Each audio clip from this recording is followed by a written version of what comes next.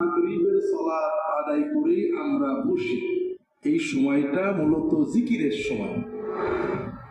সালাতুল মাগরিব, সালাতুল ফজর, সালাতুল আসর এবং ঘুমাতে যাওয়ার আগে এই চার সময়ে রাসূলুল্লাহ সাল্লাল্লাহু আলাইহি ওয়াসাল্লাম বেশ কিছু জিকির শিখিয়েছেন।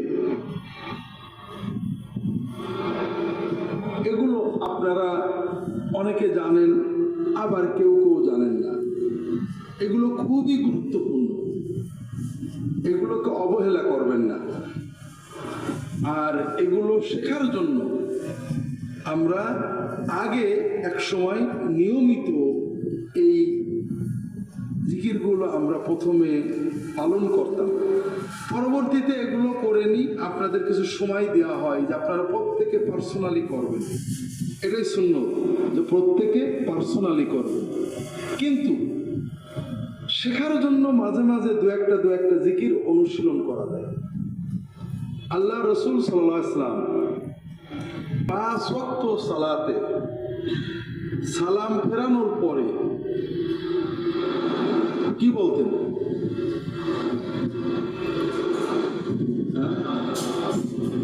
মাশাআল্লাহ, এই তো অনেকেই জানা মানুষ আছেন। সালাম ফেরানোর পরেই তিনি 3 বার বলতেন আস্তাগফিরুল্লাহ, আস্তাগফিরুল্লাহ, আস্তাগফিরুল্লাহ।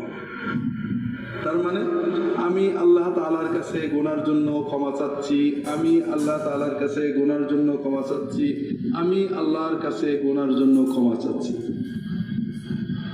এখন বাঙালি একটা সহজ হিসাব আমাদের আছে যে নামাজ পড়ে কি গুনাহ করলাম নাকি, যে নামাজের সালাম ফিরিয়ে আগে মাফ চাইলাম। একজন বাড়িতে ঢুকে দেখে যে তার স্ত্রী খুব কাঁদে, আল্লাহ আমার গুনাহগাতা মাফ করে দাও, খুব কাঁদছে। তখন ওর মনে সন্দেহ হয়েছে, নিশ্চয় স্ত্রী কোনো অন্যায় করেছে আজকে, নাহলে এত কাঁদবে কে? ধরে বউয়ের মাস শুরু করে দিয়েছে। আসলে বিষয়টা এরকম নয়। বিষয়টা হলো, ছোট বাচ্চা তার মনে কিছু চাওয়ার আছে, যখন মাকে হাসি খুশি দেখে তখন সবচেয়ে জরুরি চাওয়াটা আগে চায়, মা আমার এটা লাগবে। আমরা যখন কোনো নেক আমল করি, বিশেষ করে সালাত আদায় করি, সালাতের ভিতরে আমরা যতটুকু আল্লাহর জিকির করি, প্রথমে যাই মনটা ছটফট থাক, শেষ দিকে এসে কিছুটা আল্লাহর কথা মনে এসে যায়। এই যে এত সুন্দর আমল আল্লাহকে খুশি করার জন্য করলাম, সালাম যখন ফেরাই তখন আল্লাহ আমাদের দোয়া শোনার জন্য প্রস্তুত থাকেন যে বান্দা কি চাও দিয়ে দেবো। আর আমি কি চাবো? সবচেয়ে আগে আমার কি চাওয়া আছে? আমার সবচেয়ে আগের চাওয়া হলো মাফ চাওয়া। যে আল্লাহ আজীবন অনেক গুনাহ করেছি, আল্লাহ আমাকে মাফ করে দাও। আমাদের আল্লাহর কাছে অনেক কিছু চাওয়া আছে, ক্ষমা, রহমত, দয়া, টাকা পয়সা, অনেক জিনিস আমাদের আল্লাহ তাআলার কাছে চাওয়ার আছে। কিন্তু আসল হলো মাফ। যেমন মা রাগ করে আছে, মার মনটা যখন ভালো হয়ে যায় বাকিগুলো সব সহজ। আল্লাহ যখন বান্দার গুনাহ মাফ করে দেয়, বাকি রহমত, বরকত, উন্নতি যা আছে ওটা অটোমেটিক এসে যায়। কারণ আল্লাহ এবং বান্দার মাঝখানে বাধা হয়ে দাঁড়ায় আমাদের গুনাহগুলো। যখন আল্লাহ গুনাহগুলো মাফ করে দিলেন তখন তো বাকি আর কোনো বাধা থাকলো না। এই জন্য মুমিনের কাজ হলো, আমি নামাজটা পড়েছি, নামাজের ভিতরেও আমি মাফ চাইছি, আল্লাহুম্মা ইন্নী যালামতু নাফসি যুলমান কাসীরান, মাফ চাইছি। সালাম ফিরিয়ে এখন প্রথম কথা, আল্লাহ আর কিছু দাও না দাও, এই নামাজের উসিলায় আমার সব গুনাহ মাফ করে দাও।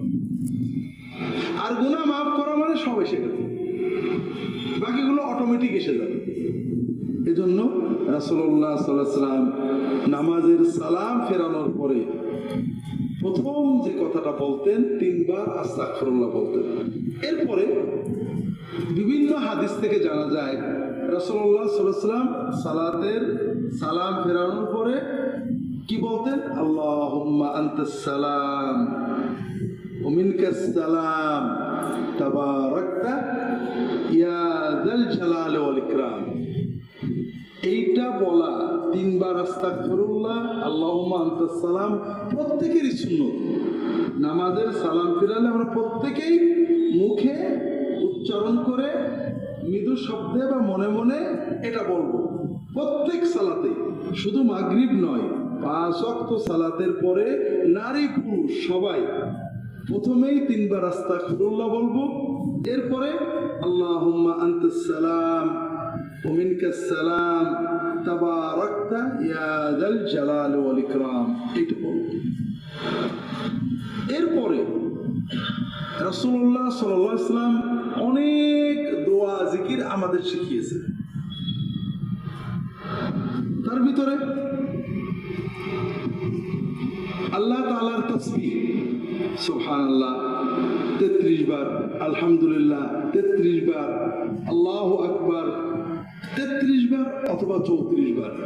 আল্লাহু আকবার 33 বার বললে সর্বশেষ লা ইলাহা ইল্লাল্লাহু ওয়াহদাহু লা শারীকা লাহু লাহুল মুলকু ওয়া লাহুল হামদু ওয়া হুয়া আলা কুল্লি শাইইন দিয়ে আলা কুল্লি শাইইন কাদির এই বাক্য দিয়ে আমরা 100 পুরিয়ে দেব, অথবা 33 বার সুবহানাল্লাহ, 33 বার আলহামদুলিল্লাহ, 34 বার আল্লাহু আকবার।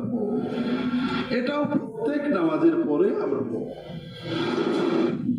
এরপরে আপনি আগে পিছে করতে পারেন, প্রত্যেক সালাতের পরে আয়াতুল কুরসি পড়া।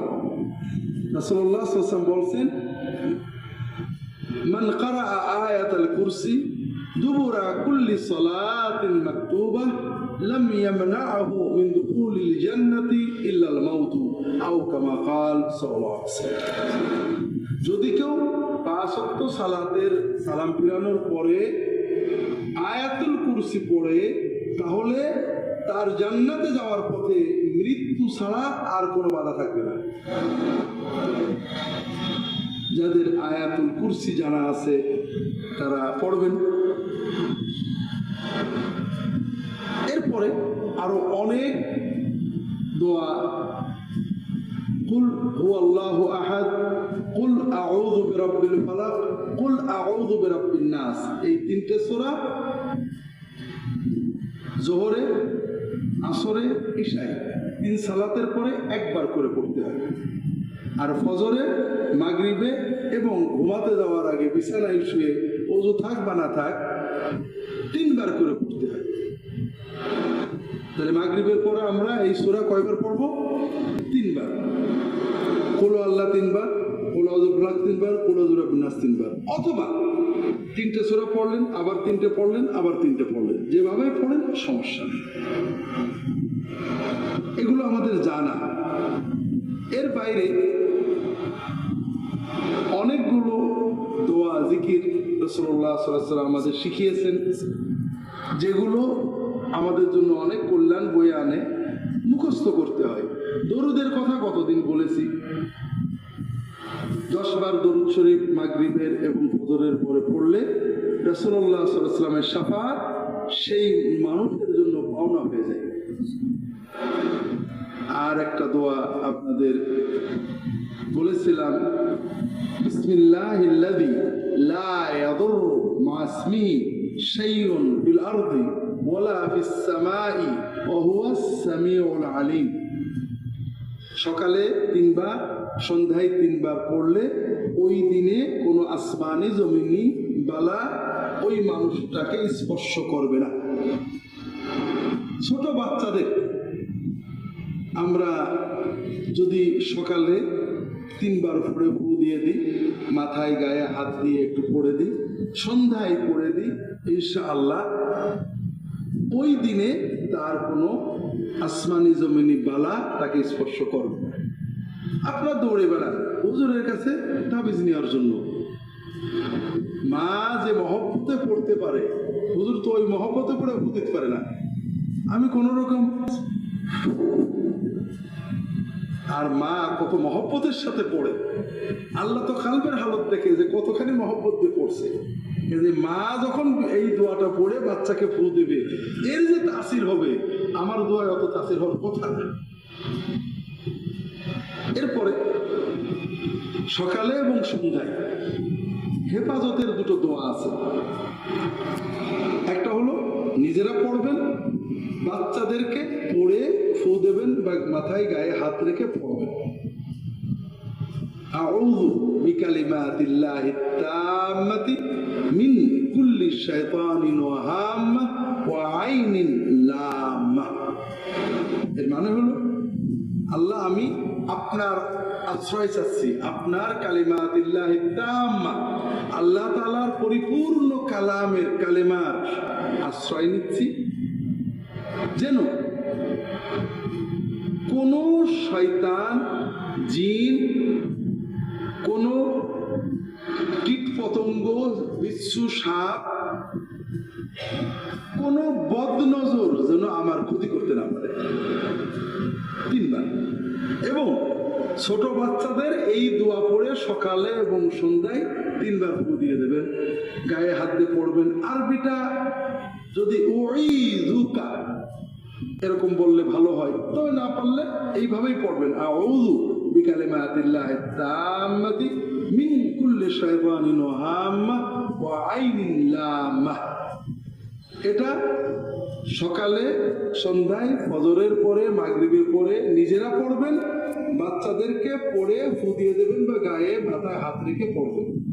বাচ্চাদের যখন ফু দেবেন তখন জোরে জোরে পড়বেন, যেন বাচ্চার কানেও কথাটা যায়। ফু দিতে পারেন অথবা গায়ে হাত দিয়ে পড়তে পারেন, সবই হয়।